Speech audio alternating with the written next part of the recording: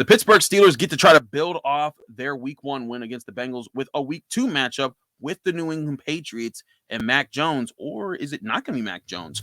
We'll talk about the injury situation. The Steelers look like they get back Najee Harris, but it's the defensive front that continue to be the biggest star of the game for the Steelers, even without TJ Watt. How could they win without TJ Watt? We'll talk about that here on the Locked On Steelers podcast. I'm your host, Chris Carter, joined today by Jenna Harner. All that, our picks and predictions for the entire week and more right here in the Locked On Steelers podcast. Let's get into it.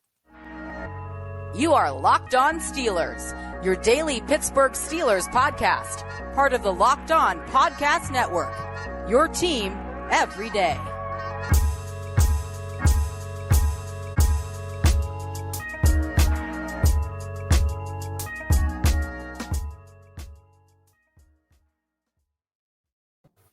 And welcome to the Locked On Steelers podcast. I'm your host, Chris Carter, bringing you your daily dose of all things of the Pittsburgh Steelers. As always, you can find the show on Apple, Spotify, Google Podcasts, Odyssey, and YouTube. If you're watching this video on YouTube, please hit the like button on this video if you enjoyed. Hit the subscribe button on our YouTube channel to get all of our daily Monday through Friday episodes, as well as our bonus content. We also thank you for making the Locked On Steelers podcast your first listen every day. Today's episode is brought to you by BetOnline. BetOnline has you covered all season long with more props, odds, and lines than ever before. BetOnline, where the game starts. Joining me today, as I said before, is Jenna Harner from Channel 11 WPXI. Jenna, what's up? Chris, how are you? Happy Friday. It's week 2. The Steelers are at home. What more could you want? It's going to be gorgeous football weather here in Pittsburgh. I am thrilled. I'm thrilled, too. I'm actually really excited to cover a Steelers game at Acrisure Stadium, which I'm sure everyone is still happy about and not complaining about in our comments section right now. Nope, No, there's not a single person. Is my Instagram caption for this week going to be, guess who's back for sure? I don't know. Who's to say? No, don't do – okay. You will be Yoshi bonked if you do that, I swear. Come on, it's so good. I'm doing it. Watch me. Okay, well, I think you're safe from Yoshi on Instagram, so don't do it. Just don't do it on Twitter. It's true. You can never escape a Yoshi bomb from you. There we go. But anyways, let's talk about the Pittsburgh Steelers. So, of course, TJ Watt on Thursday put on injured reserve. Not that much of a surprise. It still seems like he's going to miss, at least 6 games, maybe 8 games. We'll see how long that takes. But the Steelers seem prepared for this. You heard from Cam Heyward talking on Thursday, sounding like, hey, we're not going to change up everything that we do just because TJ's gone. We're going to be focusing on, still being the best, this version of the defense. And I think the big takeaway that I have from this is that, and it's something I even talked about earlier in the week, but this defense wasn't just TJ Watt beating up on the Bengals. This was Alex Highsmith getting 3 sacks, Cam Heyward getting a sack, Robert Spillane getting a sack, Arthur Maulet getting a sack, Minkah Fitzpatrick's pick 6, Ahkello Witherspoon, Cam Sutton getting interceptions, Devin Bush and Miles Jack playing really well. I just named pretty much the entire starting defense, and that's what won with them last week. And now they go up against a Patriots offensive line that didn't play too well last week. No, definitely not. And I think that one of the biggest things is when you have a guy like TJ Watt, what you're going to get. He's the reigning defensive player of the year for a reason. He is such a high caliber guy. He's able to impact a game. He's able to change the game, make splash plays like Mike Tomlin always says. But also, when you lose a guy like him, and Malik Reed most likely is going to be the guy that's kind of coming in and filling in for TJ Watt, quote unquote. Mike Tomlin said, we're not trying to replace TJ. You cannot replace TJ Watt. But where the defense is at and the performance that they showed after week 1, they have a lot to build on. So yes, is it going to be a big collective effort where they're going to probably have to do a little more? Yes. But is it going to be to the extent where it's like, oh my God, we lost this guy and now we don't know who we are. We don't know what our identity is. That's not going to be the case. I think the Steelers, aren't in the worst of places. And this is also something that they're so used to. I mean, there were games last year where this team did not have TJ Watt, and they know how to play without him. And it's that classic next man up mentality that this team is so used to in at least the couple of years that I've covered this team, just based on the guys they've lost because of injury. It happened with Devin Bush when he tore his ACL a couple of years ago. It happened when they were missing TJ Watt and Alex Highsmith last year when the groin monster was kind of running through the locker room at this point. This is something this team is accustomed to. And as a defense in week 2, after the performance they had last week, they're in a pretty solid place to build off of that, especially when you're going from, in my opinion, a quarterback like Joe Burrow to a quarterback now in Mac Jones and an offense that has a whole lot of question marks in the New England Patriots. One of those question marks is if Mac Jones will even play in this game. He didn't practice on Thursday. He went from a limited participant on Wednesday to a non-participant on Thursday. So now all eyes are on Mac Jones. Is this a Bill Belichick ploy to just make you think that he's not playing? But, he had back problems. He said to have a non-COVID illness on Thursday. There's a lot of questions as far as will he be okay for this game? But even if he is, it's not like he lit it up last week. He was 21 of 30 for 213 passing yards, threw a touchdown and an interception, was sacked twice last week. The Patriots offense only putting up 7 points against the Dolphins defense in Miami. Now they're coming to Pittsburgh, a red hot defense coming off of forcing 5 turnovers on Joe Burrow, the reigning AFC champion Bengals. This to me is a chance for, with the Patriots offensive line that isn't too well kept up, in my opinion. I think they got a lot of pace. They got a rookie at left guard that I think Cam Heyward is going to be able to bully again this week, just like last week with Cordell Vincent. I think this is a really big chance for Alex Highsmith, Cam Heyward, Larry Ogunjobi, even Malik Reed to say, hey, just because TJ's gone doesn't mean that this defensive front doesn't still get after the quarterback or stop the run. I think the biggest thing is this week, if they can limit Harris and Stevenson, the 2 running backs that the Patriots like to use, and not give Mac Jones anything easy, this could be another week where the Steelers defense puts up really good numbers. And this was kind of a Patriots offense that had a whole lot of question marks surrounding it coming into the season, all throughout the preseason. You just heard so many reports about this is the worst this offense has ever looked. Like longtime Patriots beat reporters and people who have covered this team for 20, 30 years had said that there were practices this summer where they saw the Patriots just look absolutely abysmal, the worst they've ever seen this team.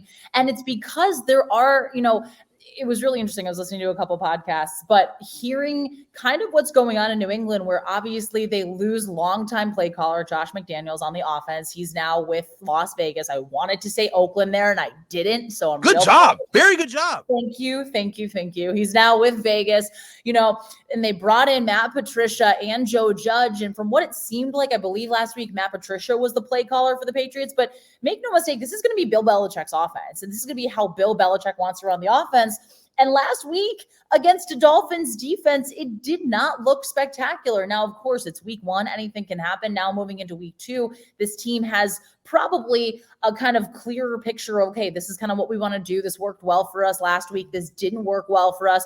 But when Mac Jones is dealing with back spasms and he's limited in practice on Wednesday and then misses practice completely on Thursday, it's kind of hard to gain that early season continuity that I think the Patriots really want to establish here. So I think this is kind of that perfect scenario for the Steelers defensive front, for Cam Heyward, for Larry Ogunjobi, Tyson Alualu, Alex Highsmith, to kind of get at this Patriots offensive line and win those battles in the trenches that we hear Mike Tomlin talk about pretty consistently and that we hear the players talk about as well. And we also heard Cam Heyward kind of talk about the fact that they still weren't pleased with the run defense. There were some big explosive plays that they allowed the Bengals and Joe Mixon to kind of find and burst through some holes. So that's something that's at the front of their mind too. And I think this is a really good week for the Steelers to have an opportunity to say, hey, look, we know where we want to be, and we'll probably be able to do it. Yes, we're missing one of our integral pieces here, but we can still pick up the pieces and get to the level we know that we can be at without him and kind of minimize the impact that he would have made on the game as well by kind of spreading the duties out a little bit. Certainly picking up the pieces. But I think the big thing is they're picking up the pieces after a win, and they're carrying forward with a little bit of confidence too. And they're going up against an offense that's looking for their identity, much like the Steelers are. Other news in the injury front, Najee Harris, full participant in practice for the Steelers Thursday. Mason Cole, a limited participant still, but he talked after practice saying he felt good to play for this week. We'll see how those two play out. That's going to be big for the Steelers offense. We'll talk more about the Steelers offense in our final predictions in the third segment, but we got to get to our picks for the entire week and let you know who won the Pick'em League last week, because we are indeed doing that. But first, we got to talk to you guys about our friends at Turo. Now, if you don't know about Turo, Turo is the world's largest car sharing marketplace. With Turo, you can book any car you want, wherever you want it, from a community of local hosts. Browse a huge selection of vehicles for just about any occasion or budget across the U.S., Canada, or the UK. Book a spacious SUV or minivan for a family road trip. Get a classic or luxury car for a special event, birthday, or holiday. Find affordable economy cars if you're on a budget and just need to get from point A to point B.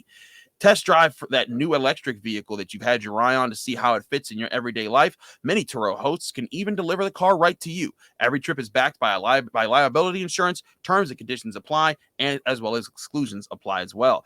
Ditch boring rental cars and find your drive at Turo.com.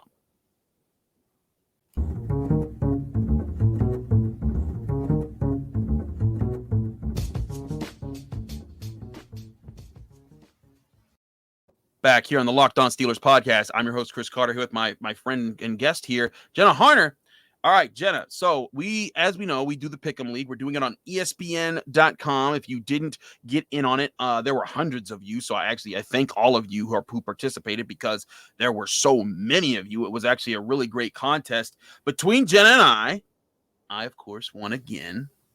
Bang. I'm up 2 points. I'm up 2 games, baby. Let's go. I finished on 10 and 5. The long season. It's a long The season. It's a long season. But you know what? It's been a long week of me being up on you too. So you better take that with that. You finished 8-7. I think a big part of this was because you picked against the Steelers, Jenna. That was your fatal flaw in this situation. That was. I'm not proud. I'm like hiding here in my cardigan. I'm not proud of it. Not proud. But spoiler alert, hey, I'm picking them this week. We'll get to that in a little bit, though. We'll get to that in a little bit. Congratulations to our winners of the week in the Pick'em League. Now, I will say, if you're in this Pick'em League, you should probably rebrand it to a name that you might actually recognize, but maybe you do recognize it, or maybe other people recognize it. But anyways, we had 4 first-place winners who went 11-4. We had What Do You Think? Not Blano picks 1, Heinz backers, and McKeister picks 1 as well. We don't have a current sponsor for how we win, what you get for something winning. We're trying to work on that for you guys. Hopefully we get something on that soon. But do keep picking. It's still just for fun and bragging rights, or if you got your shout out of what you say, of what your team name was. I hope you had some fun with that. And today's picks segment, where we're going over for our pick and lane, is brought to you by BetOnline.net. BetOnline this season has more props, odds, and lines than ever before. BetOnline, where the game starts. But let's get to the picks here, Jenna, because week 2, this was a week where I didn't see too many really crazy or really obvious sleeper picks. This is all I don't know who's going to win these games here. Now, Thursday night, of course, we record this on Thursday afternoons, so we don't get to see Thursday Night Football, but Chargers-Chiefs is a great matchup. I'm sad that we didn't get to predict it for this show, but I'm sure everyone's going to be talking about it the next day. But let's start off with an important 1 o'clock game, and that's the Dolphins at the Ravens. Both teams played played important games last week. The Ravens won 1-0 over the Jets. The Dolphins beat the Patriots last week. And it's a chance to see these two in action. Tua Tagovailoa with his offense up against Lamar Jackson's offense. I'm going with the Ravens at home, but I wouldn't be surprised if the Dolphins defense did something special in this game. Jenna, who you got? That's exactly how I feel about this matchup, and I really am only picking Baltimore because they're at home. I think both quarterbacks looked really good week 1. I know there was pumping the brakes a little bit about Tua, though Tua do not come for me. How did this name come about? This is a thing, and I completely missed it. It's incredible. Deep dive into it. Good friend Marcel Louis-Jacques, the beat reporter for the Dolphins for ESPN, did a whole thing on ESPN Daily with it. It's wild. I definitely encourage people to check that out. But I think that the Dolphins offense looked a lot more impressive than they were expected to, and that defense is going to be pretty solid too. So I went back and forth, but I just think Baltimore at home to me. And, we saw some firepower from Lamar Jackson. I think that's only going to continue as he's kind of on a little bit of a you're not going to pay me, here's my revenge tour type season. Certainly, we'll see we'll see if Lamar Jackson can kind of show the whole world hey, I am that guy. We'll find out how that goes. Now you get 2 teams that aren't exactly the biggest names in sports right now. The New York Jets at 0-1. The Browns did start the season 1-0 with a win against the Panthers, but it's Joe Flacco against Jacoby Brissett. I don't think too many people are going to tune into this one unless they are fans of this team. I'm going with the Browns because they're at home, and I just don't know. Joe Flacco doesn't exactly inspire me, but then again, Joey Brissett doesn't either. But I'm going to just say Cleveland because they're the home team. Yeah, I think Cleveland at home, especially after kind of what was probably an incredibly emotionally charged week against Carolina and against Baker Mayfield, they were able to walk away from that one with a win. I also just, to me, Joe Flacco is not what Joe Flacco used to be. I know there's the whole is he elite debate or not, but at the moment right now, Joe Flacco is not elite. The Jets are just kind of the Jets. So, yeah, I'm going Cleveland too. Absolutely. Now, the other team that got me a W over Jenna last week, the Washington Commanders, are 1-0. They beat the Jaguars last week. This week, they play another cat team, and that's the Lions. The Lions 0-1 almost took the Eagles last week, were it not for the pick six of James Bradbury. But I'm going with the Commanders, even though they're on the road in this situation. Even though the Lions have been a lot of people's like sneaky team to do better because people really like the Hard Knocks episode. But I think that defensive front will do enough to mess up the Lions. And Carson Wentz actually looked good this week. You and I talked about on the WPXI's Fantasy Football Insider earlier this week on Wednesday. Yeah, this is so intriguing to me because the Lions are favored, and I think it's just because they're favored at home, which checks out. It's been, I don't want to like jump into the like I believe in Carson Wentz pool quite yet, but what he did last week was impressive. He threw 4 touchdowns. Yes, he did have 2 interceptions, but he threw for 4 touchdowns. And when you're doing that as a quarterback, you're having a pretty solid day. I'm going to be intrigued to see. This game feels like it's going to be a lot closer than people think it might, but I'm going with the Commanders in this one too, and I'm excited to kind of see how their offense continues to evolve. Now we head to the division that didn't win a single game last week, despite 2 of their teams actually playing each other, and that's the AFC South. Of course, the Jaguars lost their game. The Colts and Texans tied each other, and the Titans lost to your New York Football Giants, Jenna. The Colts at 0-1, weird way to start the season. Hey, but we've seen that in Pittsburgh before. They faced the 0-1 Jaguars. I thought there was no way in the world the Colts could have lost to the Texans last week. I'm going to give them one mulligan. This is their week. I'm picking them to win. If they lose or tie this game, I am already done with them. Yep. No, I'm absolutely with you because going back to last season, the Colts have not played great for a couple games at this point, for like a stretch of games. Yeah. Going back to the last time they faced Jacksonville. We remember that one all too well here in Pittsburgh. I'm going with the Colts, but I think that Trevor Lawrence and company for the Jags are starting to put some things together, and they're almost getting close to, saying, hey, we are going to be able to hang with you guys. But yeah, this one for me is like Matt Ryan and the Colts. This is your last chance. You have Jonathan Taylor. You need to win football games with one of the best running backs, if not the best running back in football.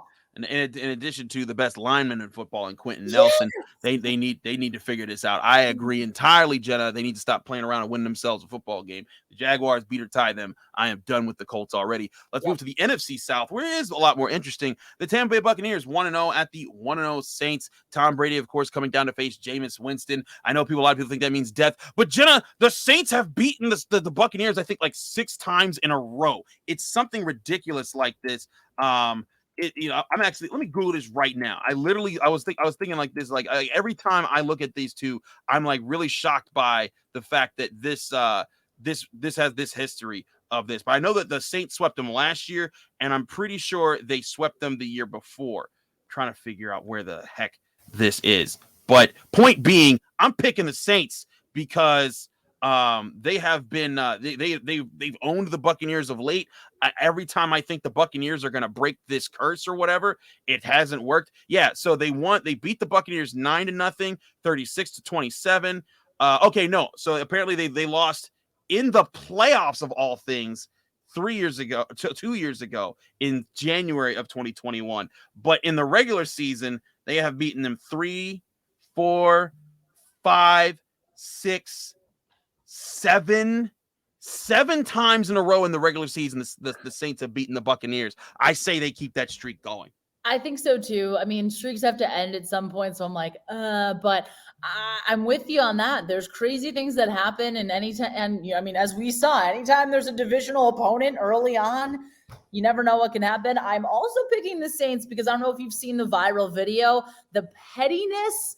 Oh my gosh. I missed this. Pettiness? I want to see. Saints fans were parading through a Walmart in Atlanta, and it was magical. Check that out. I'll send it to you. I gotta look this. I'm looking this up immediately afterwards. YouTube research to do, baby. So we both got the Saints there.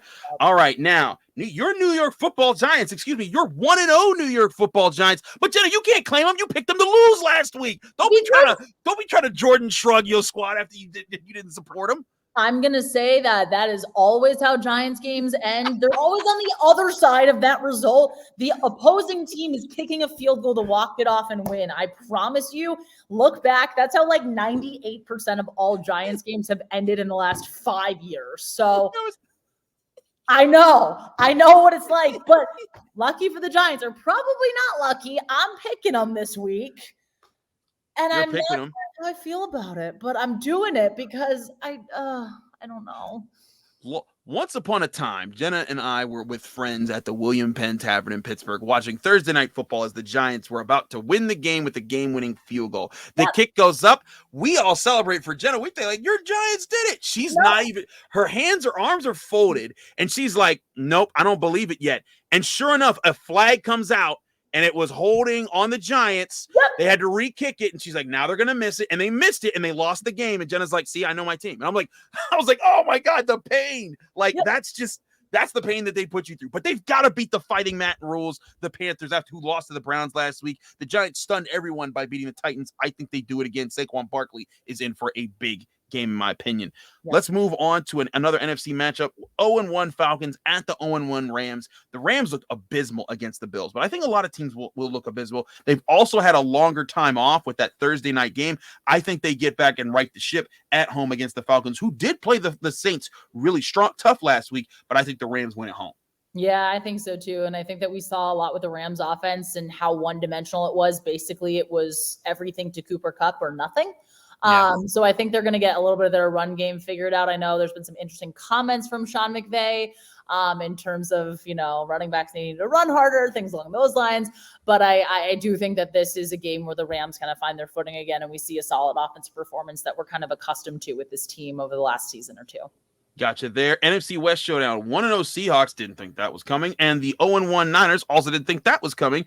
I'm going with the Niners at home, because they need to right the ship now. If they fall to 0-2, it's a really bad sign for Trey Lance. And, of course, the Jimmy Garoppolo questions will start to be eking up in there. I think the Seahawks squeaked out one that the Broncos really were just goofing around at the end. I still don't understand why you didn't just let Russell Wilson cook at the end there. Instead, you go for a 64-yard field goal. Ridiculous. I don't think the Seahawks get that fortunate this time around. I think the Niners – I know that they're missing Elijah Mitchell, but they got Jeff Wilson. I think Trey Lance starts to get on in this game, and you see the Niners that were last year, their way of finding ways to be efficient in the right moments. That'll happen, and they'll beat the Seahawks. And that defensive front for San Fran is so solid. Also, not to mention the weather in Chicago. I know that it's the classic. It was terrible. Did you see the video of them shoveling water off the field? It was like flash flood monsoons in Chicago. So I think obviously that plays a factor for both teams, but I think that that's something where, you take a lot out of it and you say, all right, this is this, as long as there's no rain or crazy downpours, I think San Fran wins this game as well. The Niners got penalized for what was called toweling. You can't play the football. I was like, I didn't even know that. As a person who talks X's and O's and football rules all the time, I was like, oh wow, that's happening. And but it makes sense because I can remember times of it now. But when I saw that, I was like, that is amazing. But that's how bad it was. I don't think it'll be bad for them. They're in San Fran. They'll get it done. Bengals at Cowboys. This is a very interesting game because both teams are 0-1. You got to go with the Bengals because the Cowboys are going to be down to a backup in Cooper Rush or Ben DiNucci because Dak Prescott's out. But, man, if the Cowboys found a way to win with their backup quarterback, Bengals Nation would be in serious trouble after going 0-2, after last week losing to the Steelers and then losing to the Cowboys. But I got the bank. There's no way they can lose this game on the road to the Cowboys. Is there, Jenna? I don't think so. This feels like, I can't say must win because that's not it, but I feel like if you're the Bengals, you feel confident going into this game. Hey, look, we had a really rough performance week 1 with our offense. We're going to turn things around. Dallas's defense is really good. Micah Parsons is going to be a guy really to keep your eye on if you're Joe Burrow. But I really think that this game, just looking at the offense versus offense matchup, the Bengals should win this game, and they should win it handily. I agree on that sentiment. Another 4:00 game. Broncos host the Texans. Broncos lost. Russell Wilson lost the revenge game. That was my survivor game last week. I died in the first week. Good job, Chris. Because I just thought there was no way the Broncos would lose to the Seahawks. But here we are, and they're facing the 0-1 Texans. This has to be the week that Russell Wilson gets it done. I just think that he's got enough weapons on offense. If he blows it up this week, I'm done with him too. It's the same with him and the Colts. They better not fail me twice. Hold on to the ball at the goal line. That's all you needed to do if you were Denver to win that game. That was all you needed to do. So if they do that and they worked on ball security this week in practice, which I'm going to guess they did a whole lot of that, and they worked on when on earth do we call a timeout, then I think the Broncos win this game. We'll see. I hope they worked on that because that was such a crazy ending. But Russell Wilson on the goal line, not a great place. But Cardinals 0-1 at the 0-1 Raiders. Cardinals got smoked last week.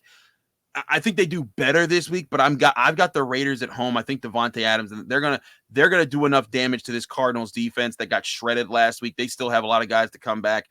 I think the Raiders are just going to be the better team in this one. I think so too. I think the offense is just really high powered, and I think you're going to continue to kind of see teams tear up the Cardinals defense a little bit. The offense will put up points, no doubt about that, but this will be a high scoring game that the Raiders should win. Sunday Night Football, the Chicago Bears at 1-0 against the 0-1 Packers. How often do we say that? And of course, this is the team that just last year Aaron Rodgers said, I own you to. But then Aaron Rodgers got owned last week by the Minnesota Vikings in an embarrassing fashion. I keep going back and forth about this game. I'm going with the Packers, though. I'm saying go Pack, go at home. I think Aaron Rodgers, when I looked back, he has traditionally struggled in a lot of week 1 games. There's been a lot of week 1 games in his history where he's just played terrible. And eventually, sometimes week 2, sometimes week 3, sometimes week 4, he picks it up, and then he's MVP Aaron Rodgers again. But I feel like with the new receivers, maybe it took an extra week. They have to find a way to win this week. If they lose to the Bears at home, there will be a lot of alarms sounding off in Green Bay. And the Packers got smoked week 1 last year by the Saints. So this kind of seems to be a little bit of a theme here. I think it is just kind of this offense coming together. Missing Allen Lazard really hurt the Packers, I think, a lot last week. And the fact team. that the first play of the game offensively for them could have been a touchdown. I'm trying to remember the rookie receiver's name, but it should have been in that case. So I think the Packers will win this one. I'm with you on that. Allen Lazard also hurt your fantasy team when he didn't play because you didn't switch him out in your face. Everything's fine. Everything's fine. We got 2 Monday nighters, a Monday night doubleheader, which you gotta love. Titans at Bills. This is my survivor pick this week because if the Bills find a way to lose to the Tennessee Titans who lost to the Giants last week, I will lose faith in humanity. Bills, Josh Allen will get it done at home. I'm with you, although I'm proceeding with a little bit of caution just because the last handful of years the Titans and the Bills have played, they've been really weird games, but it's the home opener in Orchard Park, Orchard Park, New York, Orchard Park near Buffalo. I'm so used to just saying that. They're giving the kids half days of school because they expect traffic around the stadium to be nuts. I know. Wild. Crazy. Where was that when I was growing up? Shoot. That's what a lot of also Bills fans that are my age that are like, we had JP Losman and why? what was my child? Yeah. So I think the Bills win this game. There's just a lot of hype around this team, and that offense looked phenomenal. And they had 4 turnovers. So again, there's going to be a lot they want to build off of too. I think they're just going to keep kind of steamrolling their way through the AFC and through the NFL as a whole. I agree. Here, last game here, the second of the doubleheader Monday night, and then we'll flip back to Steelers Patriots. 1-0 Vikings at 1-0 Eagles. Jenna, I have been turned upside down by this Minnesota Vikings team, the way they beat up on the Packers. I'm picking them on the road. Justin Jefferson proved something to me. I'm like, that dude could be the best wide receiver in the NFL. We'll see how that plays out. The Eagles, I thought they had a better defense than they did. They gave up a lot of points to the Lions. We'll see. Maybe they rebound. It was just week 1, but I'm going with the Vikings. I like Kirk Cousins' connection to Justin Jefferson and how the Vikings were able to build off of it last week. Yeah, absolutely. I'm going with the Vikings too, just because, again, I think their offense is a lot more high powered and has a lot of, versatile weapons compared to the Lions. I also think first year coach Kevin O'Connell with this Vikings team is doing tremendous things for this offense. He's a very offensively minded coach. He's giving Kirk Cousins a lot of familiarity with, the offense that he's run previously. Mm-hmm. And I think Justin Jefferson's benefiting tremendously. And I didn't expect the Lions to put up 35 points against the Eagles defense. Yeah. 35 points. So yeah, I'm going with the Vikings here, but this will be a wild game, I think. I think it will be a wild game and a great Monday night game that everyone can pay attention to. But the Sunday game is what Steelers fans will pay attention to. We'll break that down in just a minute here on the Locked On Steelers podcast. But first, we got to talk to you guys about our friends at betonline.net. Betonline.net, your number one source for all your betting stats and sports information. Find all the latest sports developments, league reviews, and news, including this year's NFL season that is well underway with week 2, as well as Major League Baseball that gets closer and closer to the playoff season. And with NBA and NHL right around the corner, there's no better time to get on BetOnline. BetOnline is your continued source for all your sports wagering information, from live betting to playoffs, esports, and more. Head to the website today. Use your mobile device to learn more about the trends in the action when you visit BetOnline, where the game starts.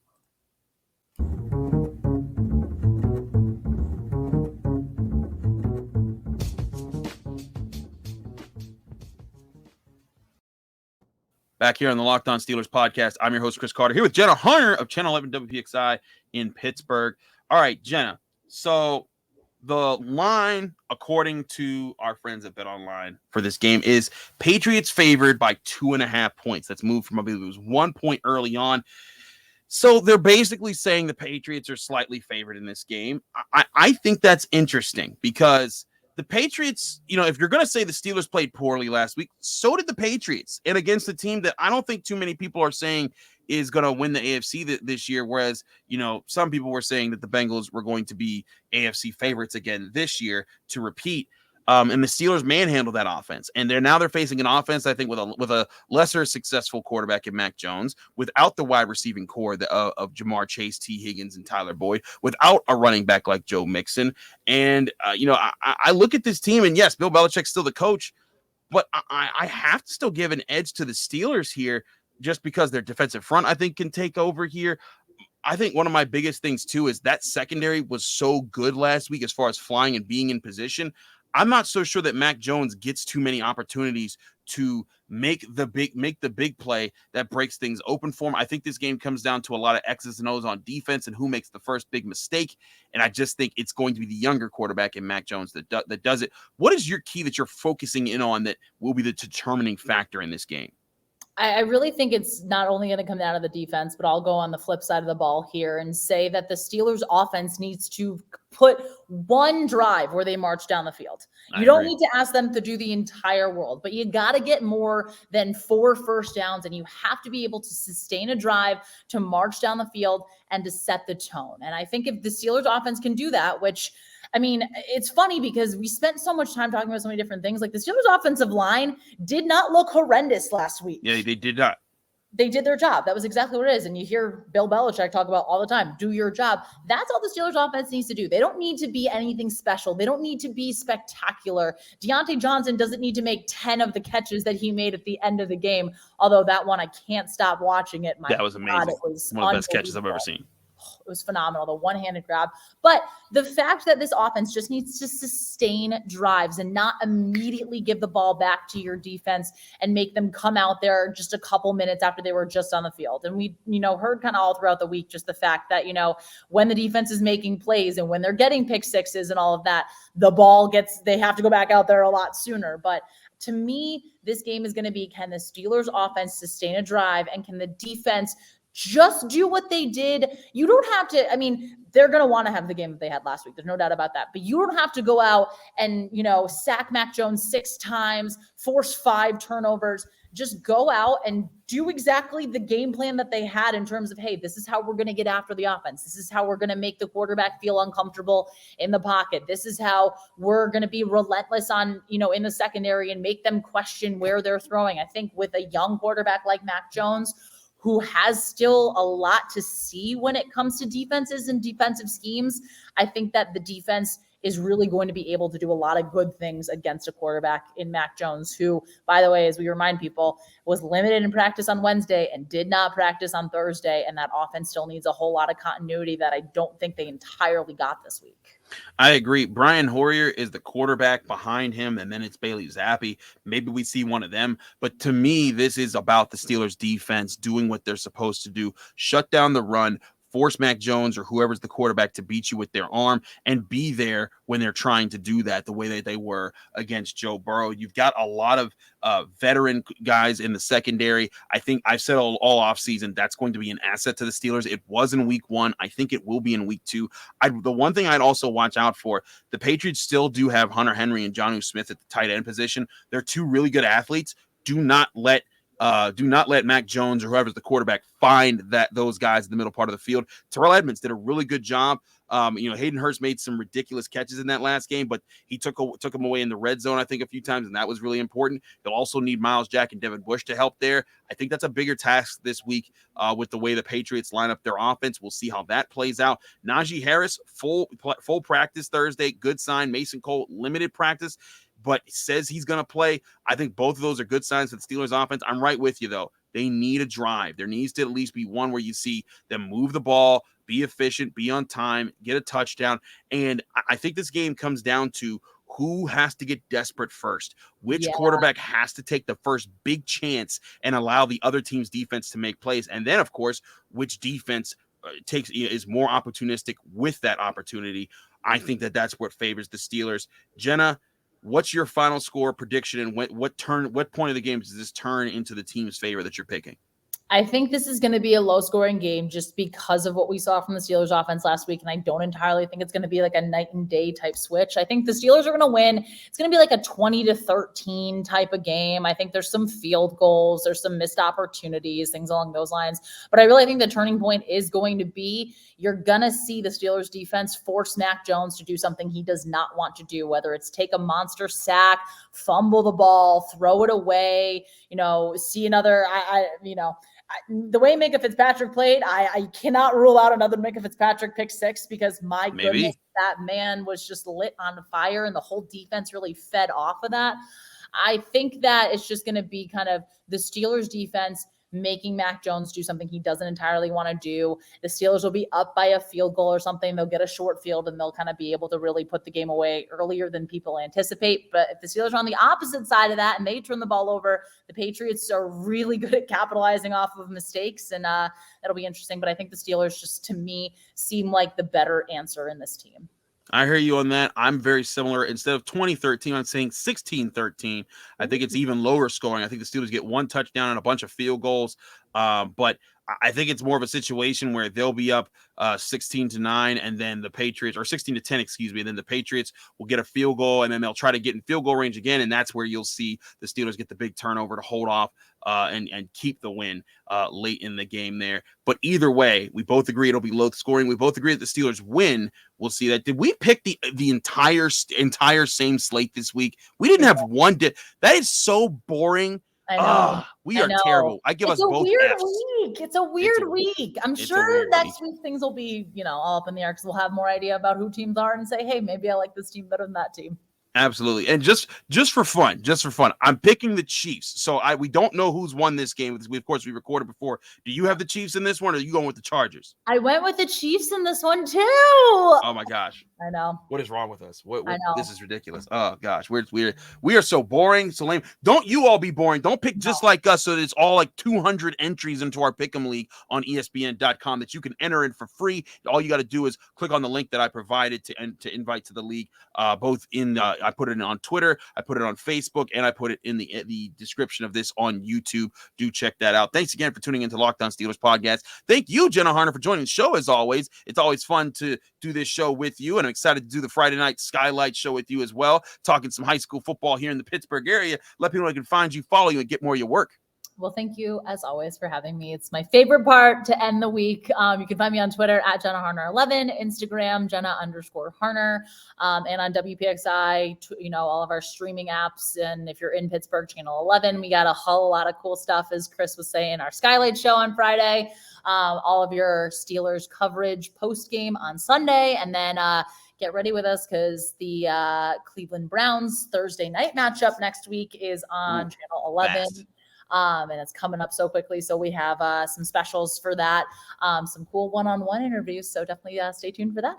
Absolutely. Stay tuned. It's going to be a great week, a great weekend. Thank you for checking out the Locked On Steelers podcast. You can find us on Apple, Spotify, Google Podcasts, Odyssey, and YouTube. If you watch this video on YouTube, please hit the like button on this video if you enjoyed. Hit the subscribe button on our YouTube channel to get all of our daily Monday through Friday episodes, as well as our bonus content whenever we release it. If you want to help with the show out even further, go on Apple Podcasts, rate us 5 stars with a positive comment. Do both at the same time. You get a special shout out at the end of the show. I'm Chris Carter. Follow me on Twitter and Instagram at Carter Critiques. Read my work on the Pittsburgh Post-Gazette at post-gazette.com. And I'll be covering Pitt at Western Michigan this weekend and Saturday night. So stay tuned for that. It's going to be a crazy one. I'll be back here on Monday recapping what happened with Steelers Patriots right here on the Locked On Steelers podcast.